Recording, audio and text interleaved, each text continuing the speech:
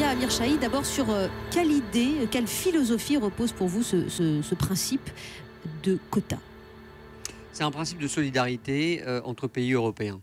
Et je m'excuse de dire à nos amis britanniques qui n'ont pas la monnaie, mais bénéficient de toutes les, comment dire, de tous les bénéfices de notre économie, qu'ils devraient, comme d'autres, prendre à leur charge ce qui leur revient, c'est-à-dire une part de la solidarité européenne.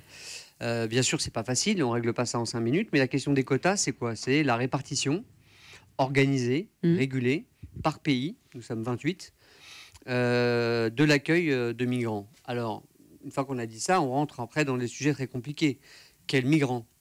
Il y a le droit d'asile, il y a l'immigration qui fuit la misère. Il y a beaucoup d'enjeux. Je ne vais pas les poser tous maintenant, en tout cas dans cette introduction, mais je veux dire dès le départ que oui, je crois qu'il est utile que la solidarité européenne joue en matière d'accueil, et en particulier dans le domaine du droit d'asile. Sachant qu'aujourd'hui, elle n'existe pas, cette solidarité, que la prise en charge des réfugiés, elle se fait de manière volontaire et que très clairement, lorsqu'on regarde les chiffres, 6 pays sur les 28 accueillent plus de 80% des réfugiés. L'Allemagne en tête, 40 000 réfugiés l'année dernière. La France, 15 000 réfugiés. La Suède, 31 000 par exemple. Là, on sort de toute proportion possible. C'est un petit royaume, 10 millions d'habitants, et rapporté à la population française, ce serait l'équivalent de la ville de Rennes. Voilà les chiffres que j'ai trouvés. Par exemple, la Suède fait beaucoup plus d'efforts qu'on ne lui demanderait, qu'on ne lui demandera demain avec ce principe de quota.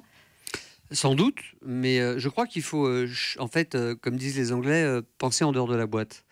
Si on continue à penser simplement en termes d'affrontement, de fait, de vis-à-vis entre les deux rives de la Méditerranée, on ne s'en sort pas. Pourquoi? Parce que des deux côtés, les peurs et les fantasmes s'installent.